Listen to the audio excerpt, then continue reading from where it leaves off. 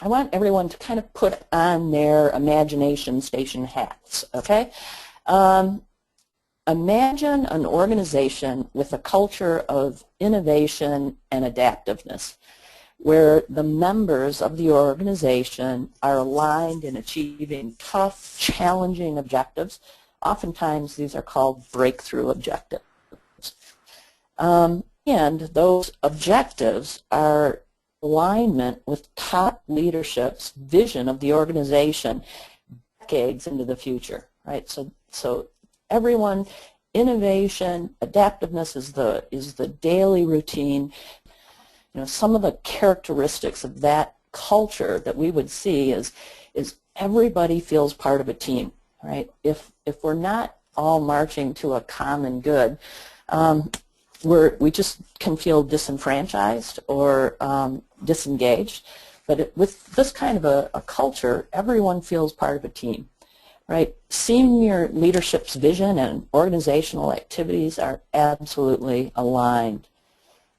Strategy and continuous improvement activities are connected. We don't have random continuous improvement events, but rather continuous improvement events and, continuous improvement activities directly in alignment with the organizational strategy. Let's see. We have a quick cycle, nearly daily, in most cases, improvement occurring across the organization. And we have an organization focused on developing skills of innovation, adaptiveness, and continuous improvement, and developing that skill across the entire organization. This kind of an organization is a reflection of the mindset of the members of the organization, a mindset where people enthusiastically take on bigger and bigger challenges, developing new organizational capabilities with a real sense of self-efficacy. And by self-efficacy, I mean a belief in their own capacity to execute behaviors necessary to produce specific performance results. And these performance results are beyond our current level of performance, levels of performance we've never achieved before. And what happens with practicing more and more of these behaviors, developing, per se, the skill, the self-efficacy improves, and people become more and more comfortable striving for results they do not yet know how to achieve. Kind of out there in their zone of uncertainty, not deploying what we already know how to do, but actually striving for something we do not yet know how to do. The necessary behaviors have been deliberately practiced under the guidance of a qualified and vested coach, and the behaviors are based on the scientific methodology where members traverse this uncharted territory. In this display, I'm calling it the gray zone, where we traverse and move through this uncharted territory, not just implementing tools or applying solutions developed by others, but rather going on a journey of discovery to identify innovative, original ways to overcome obstacles on their way to previously unachieved levels of performance. So now that we've envisioned that challenge, that vision of that innovative adapture, you know, to me it sounds kind of, wow, grandiose, utopian, you know, a little daunting. And how do we get from where we are to that kind of a culture across a broad range of organizations? And this kind of culture and cultural development has actually been studied, summarized, and operationalized. And it's been actually published in a book called Kata, written by Mike Rotter. I think it's been out since about 2008, 2009, and it's been gaining worldwide recognition for its insightful perspective, as well as its ability to help operationalize what kinds of behaviors would lead to a mindset in an individual that could be replicated across an organization to build this very specific culture based on managing people for improvement, adaptiveness, and superior results.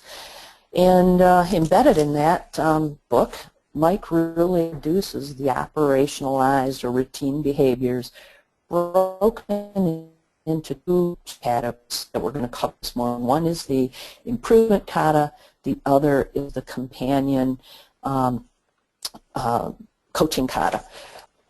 So let's start with kata. You're going to hear me say this word over and over again. And kata is a word, it's a phrase that means a way of doing. And a kata is a routine you practice so that it becomes a habit. Through practicing the pattern of a kata, it becomes second nature. It's done with little or no conscious attention. It's quick memory, readily available, almost automatic, autopilot kind of responses. And that is what the improvement kata is. It's a routine that you can practice so that that way of thinking and acting just becomes second nature. And it's a meta routine, meaning that it's really content neutral. This means that it can be used on any kind of process that you may have in your organization, whether that process is transactional, manual, cerebral, in healthcare, or manufacturing, or product development, or project management, whatever kind of processes you have, this routine can be applied over the top.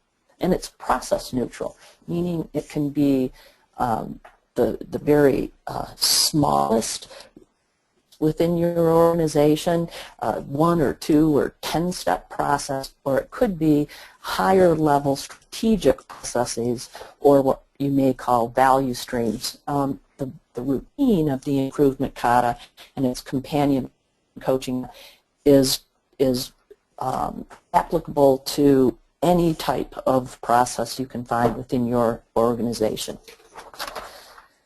So let's take a look at what those routines are. We have 2 main players we're going to talk about today. One is what we call the learner. I like to think of this as the natural process owner. It could be someone working in the process, it could be someone supervising the process, or engineering the process. It's basically the natural process owner. And they're going to go through a series of routines or steps within the improvement kata, but they're going to be coached along the way by this qualified and vested coach. So here are the routines a little bit more closely. The first routine is to understand the direction. This is about grasping an understanding of where this process needs to be performing so that the organization can achieve its breakthrough objectives, what in kata terms we call the challenge. And as the learner, as the natural process owner, I have to understand the ultimate direction the organization is going. Then I have to grasp the current condition as it relates to that vision and challenge. So it kind of helps scope the extent of process analysis I'm going to do. So I grasp my current condition as it relates to that vision and challenge. And then I establish a next target condition, somewhere between where I am and where I'm ultimately going. And then the fourth routine I practice is a plan, do, check, act, also called PDCA. It's setting up an experiment, setting up a hypothesis around that experiment, then doing the experiment, then checking or comparing what I expected to happen to what actually happened, and that's our moment of learning, and then I act on what I've learned, moving me forward, overcoming obstacles on my way to a target condition. Here's another way to look at it. Out here on the right-hand side, we have this far away, vague vision. Could be decades out. Closer in, we have a challenge. And as a learner, I have to understand what that vision and challenge is. Then I grasp my current condition. I set an interim target condition. And then I overcome obstacles through experimentation between where I am and my target condition. A little bit more detail. I talked earlier about the connection between leadership's vision and challenge, or breakthrough strategies or breakthrough objectives. This is out here on the right-hand side. This is the task for leaders, establishing an organization's strategic concept, the overall direction, kind of the theme of where we need to take the organization. Now what we also have, and what Mike helped operationalize based on his study at Toyota, is a task for managers, a way to day-to-day coach through the application of the improvement kata in their area or level of responsibility. So again, the role of a challenge is that link between the task for leaders and the day-to-day management of moving the organization forward to achieving that challenge. Visions are, again, just distant, vague, far away, may never get there, often principle-based, destinations. A little bit closer in, we have this challenge, which is hard, concrete, metric-based, time-based, that we need to achieve. And then we have this daily routine of overcoming obstacles to achieve target conditions 1 week to 3 months out. Ultimately, these behaviors are, and the mastery of the skill, the mastery of the behavior is skill development. And the way we do that is through coaching, right? We have a routine, we practice it, hopefully daily, and if we have effective coaching with corrective feedback, we can ultimately master that skill, and our self-efficacy, our self-confidence is another way to do it, and our comfortableness with striving for far out tough challenges increases. The learner is practicing, but again, they're right there being coached along the way. These first routines, the coach is helping, instructing, really helping the learner through these routines. And once we're out here, once we begin to apply the scientific method and overcoming obstacles through experimentation, this is where the formal coaching kata or coaching routine occurs. And it takes place at each step along the way, right? The learner is setting up plan, do, check, act cycles.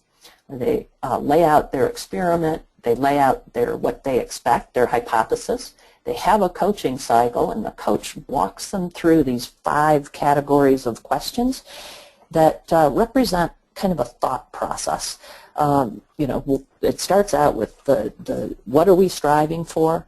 What's our actual condition now? What obstacles do we think are preventing us from achieving that target condition? Which one are you addressing? So it funnels us down to that one obstacle we're addressing. And now what's that one next step or experiment? What do you expect to happen? I.e., what's your hypothesis? And then when can we go and see what we have learned from taking that step? And that routine is repeated every step and preferably daily. Now, as I spoke to earlier, the coach has to have this, has to be 1, qualified, and 2, they have to be vested in the results the learner is striving to achieve. So in this example, this gentleman here is the learner. They're the natural, he is the natural process owner for this process. This is a storyboard where all of the documents used in the improvement kata are laid out, visible for everyone in the organization to see. So this is his coach in this case, and this coach has actually been in the role of the learner for some time. So he is qualified as a learner, ergo he's qualified to now teach it. Before you can coach it or teach it, you have to be able to do it. So the coach is qualified. The coach is also vested in the results this learner is striving to achieve. And that typically means that this coach is within the chain of command, or at least the chain of accountability for this learner. This isn't coaching done by, let's say, staff level. It doesn't come in from the side, per se. It's not a staff level coach. It's actually through that chain of command and or chain of accountability if you're in a matrix organization. And it's their boss, right? Direct or indirect, but that person, it's a person who has learned the routine and is held accountable for the results. And so typically the learner may be a supervisor and their coach is a manager, as an example. Could be the learner is a manager and the supervisor is a value stream chain owner, depending on your organization. But what's critical about this relationship is that it really helps to build strong relationships through this chain of command or chain of accountability. And the focus is on skill development of these learners and assuring alignment throughout the organization to the leadership's vision and challenge.